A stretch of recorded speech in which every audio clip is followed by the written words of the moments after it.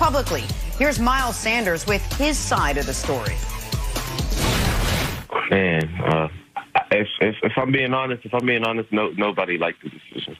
Nobody, and that's all I could say, really. But I don't know who was the main person behind that decision. But all I know is a lot of people on the team was confused. Brian Westbrook is back with us. Brian, you spent 8 seasons in Philadelphia. You're a Philly guy here. What do you make of Miles Sanders saying nobody liked the decision to bench Jalen Hurts?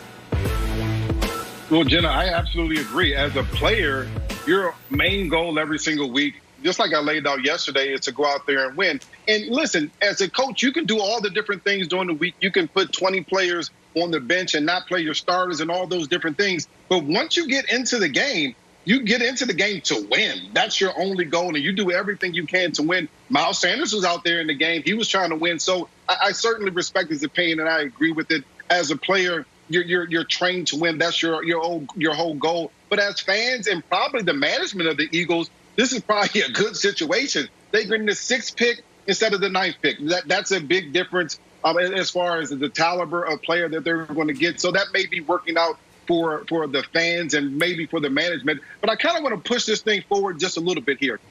It's important to understand this, and this is one of the questions that we're getting in Philadelphia. Has Doug Pederson lost the team? Has he lost the locker room? And to be honest with you, as bad as I think this decision was, and as bad as an indictment it is on the culture and character of this football team, I don't think Doug Pederson will lose the locker room because of this. I think the Eagles, because of the bad season that they've had, they're going to have to shuffle that roster. They're going to have to flip that entire roster. You'll see a lot more younger guys coming into Philadelphia, more free agents and things like that.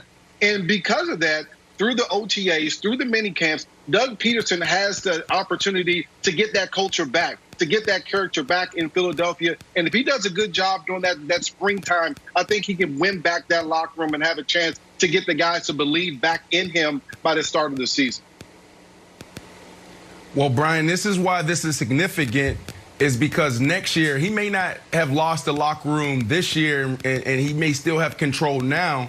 But next year, if they start off 1-4, 1-5, there's going to be problems. There's going to be guys in that locker room asking for his head. There's going to be those fans, as you know, they're going to be ready to move on because of the year they just had.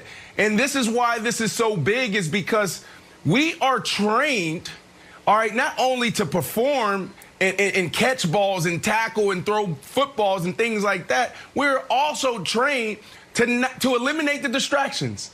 Every single day when you walk in NFL locker room and you walk into the team meeting, what is the coaches talking about?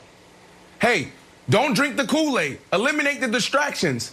Don't talk to certain people. This is who you can talk to. This is who you shouldn't talk to. Because we know the power of our voice and the power of our platform. So for this kid, for Sanders, to go out there and literally say, well, if I'm really being honest, no, that's not the time to be honest, right? When you talk about protecting the locker room, protecting the integrity of your team. So this is a big deal because these guys are upset, rightfully so. But when you talk about moving forward, you can't continue to have this conversation. You got to have that conversation in the locker room with that coach and with those players.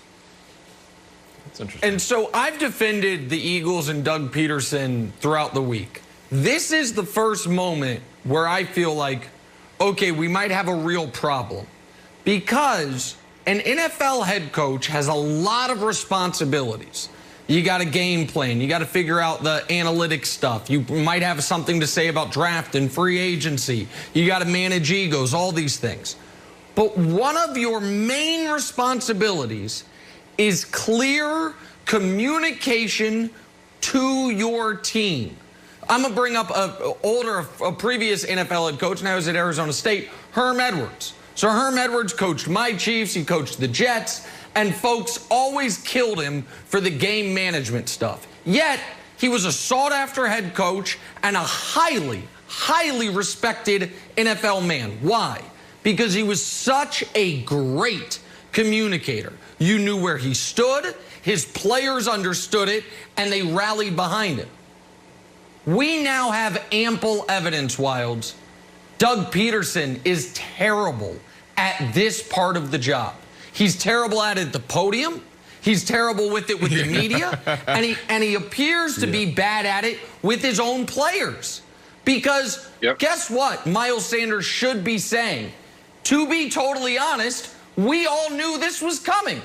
To be totally honest, Doug laid it all out to us before the week, so we understood there'd be no surprises.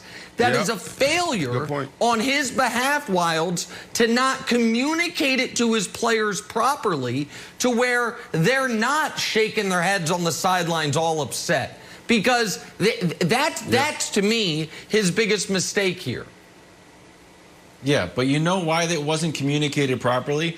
Because I don't think it would ever happen. You can't go in front of a group of guys and be like, look, when the game's on the line and we have a chance to win, I'm going to pull Jalen out and get Nick Sudfeld some reps. You'd be like, what? So there's a point where I think if he did that, he would have had all the players be like, hey, coach, real quick, that doesn't work. And if we're going to do that, I'll stay home. I just got a PlayStation 5, and I'll do that. Because put me on the fake IR with Carson Wentz. I'll do that.